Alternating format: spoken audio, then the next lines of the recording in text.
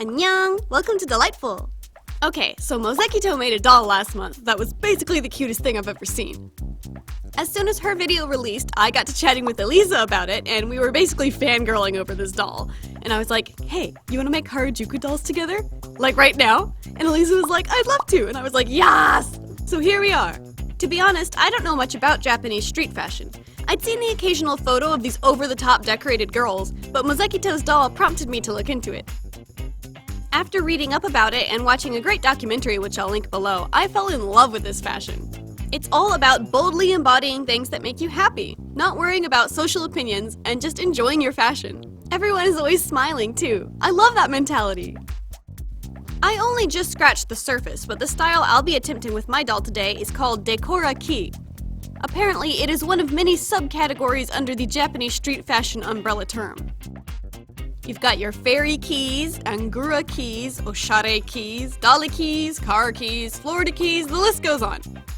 The differences can be subtle and frequently cross categories, but from what I gather, Decora ki is the brightest and most accessorized of all the Harajuku fashions. Adorable accessory shops are a common sight here in Korea, and I assume in Japan as well. Although they are clearly geared towards young girls, I love these little shops and usually end up leaving with a sparkly new hairpin or two. I suppose if I want to be a Decora ki girl, I should buy more like 30 of them. So, with all that knowledge, what should I make? In the heat of the moment, I sketched up some Harajuku-esque characters, but mostly to explore the fashion and accustom myself to the aesthetic, as opposed to creating a strict doll concept. A lot of what the doll will look like depends on what materials I have, after all. I gathered all the brightest, most colorful fabric and accessories I own to start. I had a surprising amount of colored tulle, so I thought I'd try making a rainbow skirt. I cut strips of tulle and strung them all together with the help of my cat assistant. Gathered everything, scrunched it together to make it nice and poofy. Added the trim, gave it a waistband, and... Well, it was cute in theory. It didn't pan out how I expected. I think the chiffon is partially to blame. I didn't have tulle in those colors, so I hoped a substitute would work, but it's pretty frumpy and awful, isn't it? I also attempted a sock to doll sweater conversion that my froggy stuff pulled off so elegantly, but alas, that too came out frumpy. It probably didn't help that the sock was slightly used either. Ain't nobody wants to wear an old sock. So instead, I made her a simple shirt pattern with a cute design painted on the front in acrylic, but that ended up not fitting the doll either. What's up with this? Let's scrap everything and try again on the whole outfit, shall we? I changed my approach and decided to try making an oversized zipper hoodie for my doll. Long story short, a lot of trial and error went into this one. I started with an Ever After High male hoodie pattern, hoping it would be cutely oversized, but it completely engulfs a Monster High girl doll.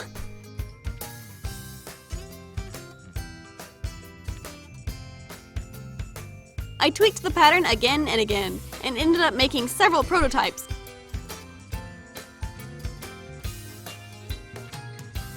But I stuck with it and eventually created this colorful zip-up hoodie. Normally when I make clothes, I might fudge it here or there and say, that's good enough. But this pattern had to be perfect, because I'm selling it on my Etsy. Some of you have been interested in my patterns, and finally I have something to offer you. It's just the one at the moment, but here's hoping I get more up there. Anyway, I hope you guys enjoy that. Back to the doll. So, from a pile of failed first attempts rises the final version of her skirt, shirt, and hoodie. Hooray! Shoes are important to Decora fashion as well. Using Fimo polymer clay, I modeled a heel and large toe cover around my mannequin doll's feet. I left lots of room around the toes so that they can slip on and off. I then baked the clay, sanded away my fingerprints, and cut out these shapes, which will form the majority of the shoe. Sew the pieces together, right sides facing, turn them inside out, and now you've got a pretty finished edge which will be glued on like this. I used UHU power this time, and it held the pieces together nicely.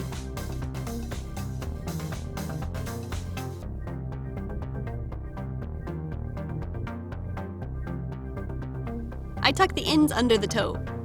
Then glue the tongue of the shoe to the underside of the toe as well. Dot on some acrylic paint to look like eyelets. Then use a cotton thread to lace up your shoes. I wanted to add some last-minute raised details to the shoe's sole using more polymer clay, although I didn't know at the time how the fabric parts would fare in the oven. Please don't catch on fire. For socks, I cut 2 rectangles, hem the tops, sew them together, turn them, and pull my thread to gather the fabric. This gives them a baggy, loose sock look. I popped on the shoes and, oh, the clay cracked. I guess I made them too tight after all. I patched the cracks with glue, but I likely won't be taking them off the doll again. The outfit looks pretty cute, but it's missing accessories. We've got an assorted selection of beads, buttons, charms, and polymer clay canes designed for miniature food.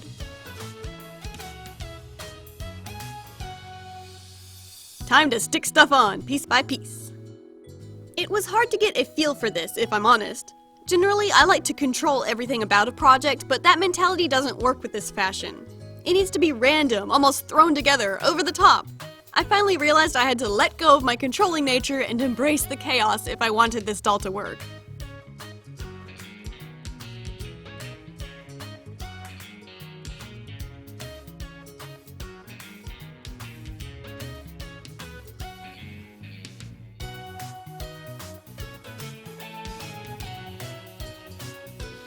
Hot diggity! The outfit is all done!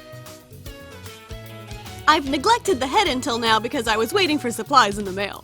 Let's get to it. I soften her vinyl head with a hairdryer before gently tugging it off. She's already such a cute doll. I'm sorry about this, Draculara. Cut off all of her hair near the roots and pull out the rest through the neck hole. Next, use acetone to wipe off her face. I'm getting rid of the black hair paint as well. Nice and clean. I repaint the head with lilac acrylic paint to match the new hair she'll be receiving. I'll be using these gorgeous colors from the Doll Planet and dollyhair.com. The Doll Planet also sent me their special Reroot-tool that is available on their shop. I've always used my homemade one, so let's give this one a try. Pick up a couple hairs, slip it onto the cut needle eye, and stab it into the head. I like to fill in the hairline first, then the rest of the area, saving the part for last, which always takes way more hair than you'd expect, so plug thoroughly. I had some trouble with the hair slipping back out of the holes when I retracted my tool. Thinking it was the needle, I switched back to my own tool, but the problem persisted, so I can only conclude that this hair is just particularly slippery to work with. But the texture is so soft and the color is lovely, so it was worth dealing with it. Alright, it's all plugged. Take a fast-drying waterproof glue like Faber and squeeze it into the head. Do your best to make contact with all the plugs, particularly the hairline and the part.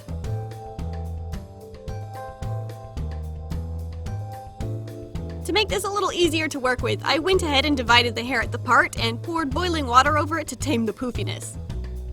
I also prepared where the bangs are going to be, but I'm not going to finish the hair just yet. She needs a face first. Tuck the hair out of the way for now, and prep her clean face with Mr.Super Clear sealant. And as always, remember to stay safe and wear a filtration mask. Spray the face and let it dry for 30 minutes. Now the fun part begins! Moonlight Jewel told me about Haruka Kurabayashi, an adorable Decora girl who models for the fashion. I drew lots of inspiration from her for this face-up. So starting with Mungyo hand-rolled pastels, I dust on bright orange, hot pink, and green for her eyeshadow. I also added pink to her lips, a little on her cheeks and temples, and her cute little nose.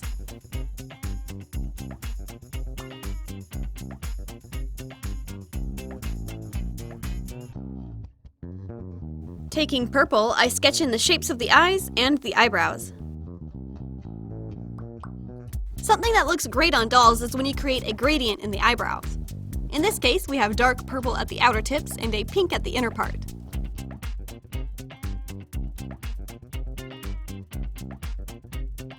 After sketching the rough shape of the eyes and irises, it's time to spray the doll again.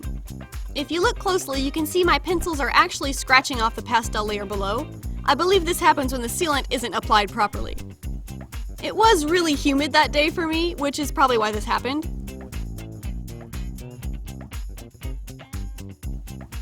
The next day, with a solid coat of sealant, I build up more saturation in her eyeshadow, lips, and eyebrows by layering on more pastels.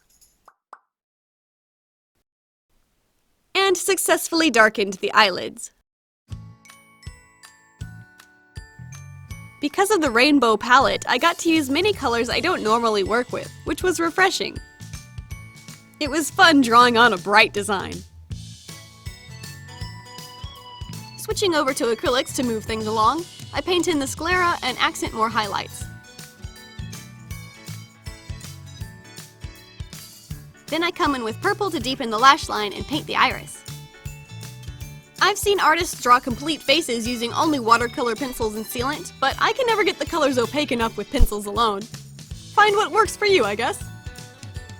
I also wet my brush and lifted color directly from my pencils to touch up certain areas like the tear duct and water lines. With a super sharp pencil, I delicately scratch on some eyelashes, but I had a hard time getting them opaque too.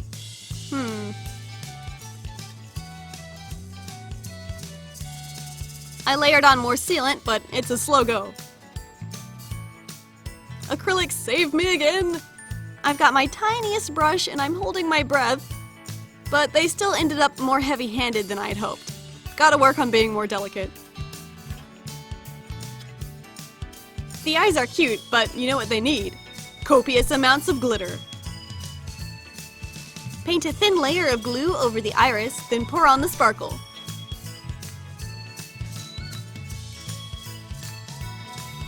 Tap off the excess, and voila! Sparkle-tastic eyes!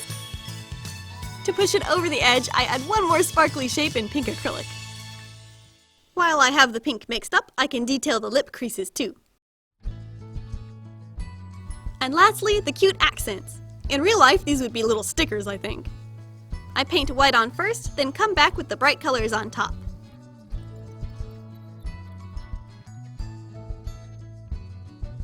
So colorful! One more spray, and then we can let her hair down.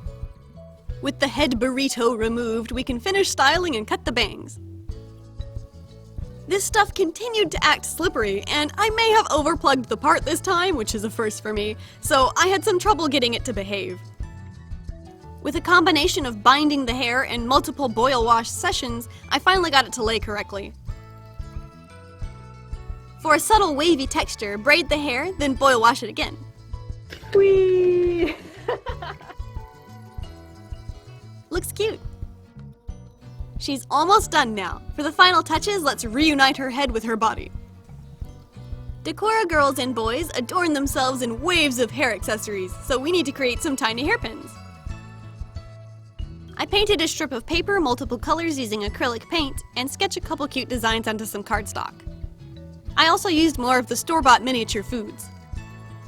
I cut them out, glued them together, and also glued pins onto the back. I didn't want to glue these accessories onto the hair in case I ever want to restyle it, so this was the best solution I could come up with. Now our Decora cutie is complete!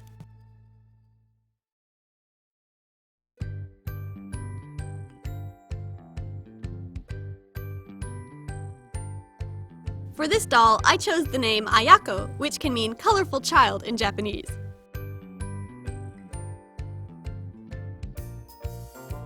I gotta say, working with so many bright colors kept me in a good mood the entire time I made her. Something about Decora fashion just makes me smile. Like this doll is the embodiment of my inner child or my persona or something.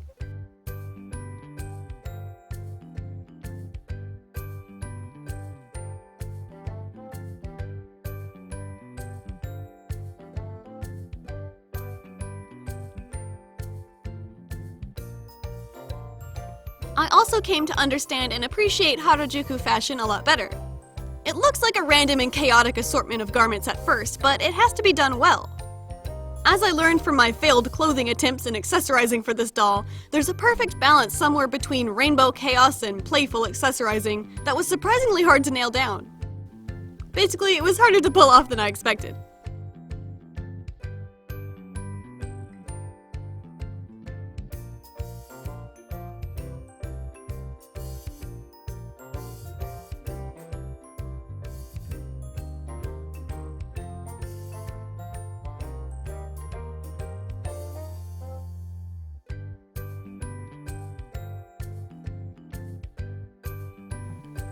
I hope you had as much fun watching as I had making Ayako. She sure adds a saturated splash of happy colors to my custom collection. Make sure to watch Elisa's video for her take on a Decora fashion doll. She's super cute, you're going to love her. And of course, give Mozekyto's video a watch to see the doll that inspired both of us. I imagine the three of these cuties are best friends with a passion for street fashion.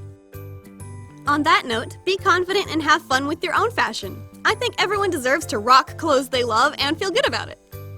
Subscribe for more colorful toy customs, and stay artsy! Annyeong!